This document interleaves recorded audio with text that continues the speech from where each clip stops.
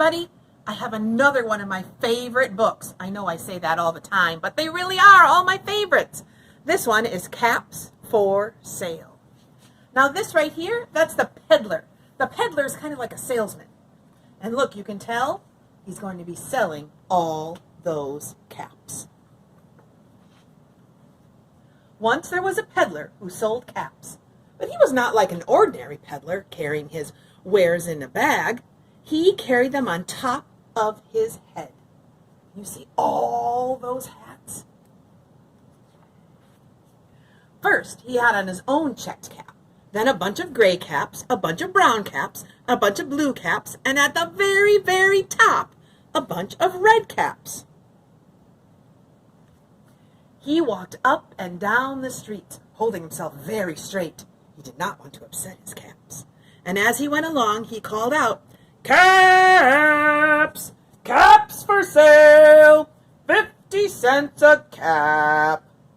Do you think you can say that with me next time? Let's practice.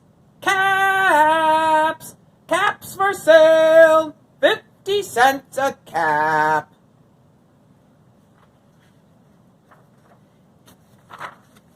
One morning, he could not sell any caps.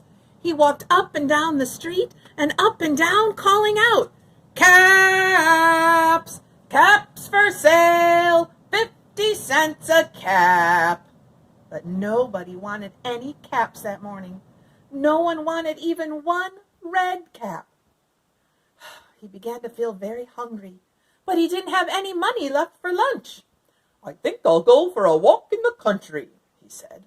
And he walked over to town, very, very slowly, so he didn't upset the caps. He walked for a long, long time until he came to a big tree. "Well, this looks like a place for a rest," he thought. He sat down very slowly under the tree.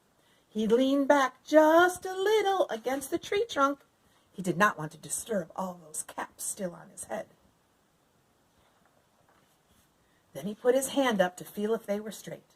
First he felt his own checked cap, then the gray caps, then the brown caps, then the blue caps, then the red caps on the very, very top.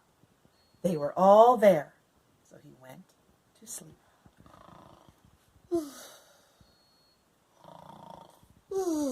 He slept for a very long time. And when he woke up, he was refreshed and rested. Did you notice something about his head?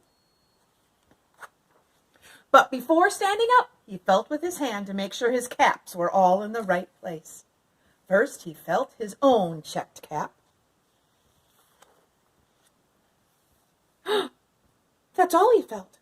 He looked to the right of him, no caps. He looked to the left of him, no caps. He looked in the back of him, no caps. He looked behind the tree, no caps. And then he looked up in the tree. And what do you think he saw? Do you have an idea? Oh, I bet that's a really good idea. Let's see which one the author picked. On every branch there was a monkey. And on every monkey there was a gray, or a brown, or a blue, or a red cap. Look at all those monkeys.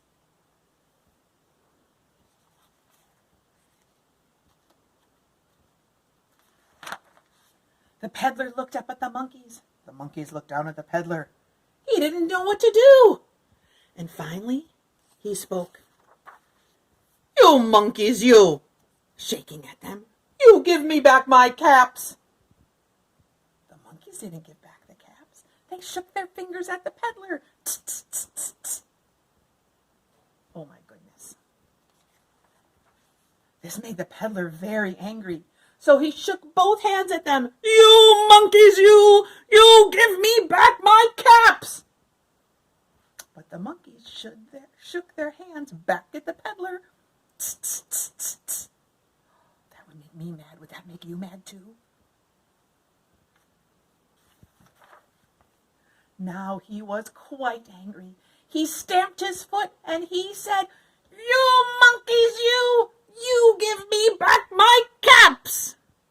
But the monkeys only stamped their feet back at him. "Tss, tss, tss, tss, tss," they said. By this time, the peddler was very, very angry.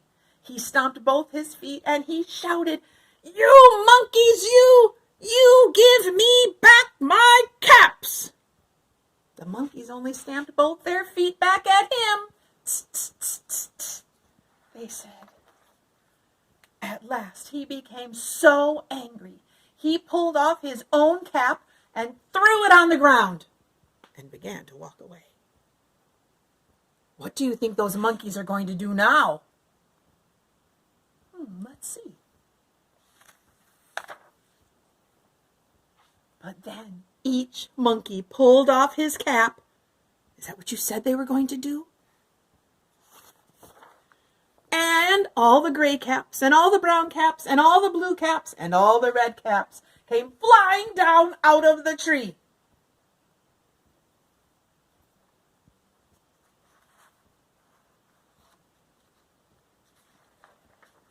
So the peddler picked up his caps and put them back on his head.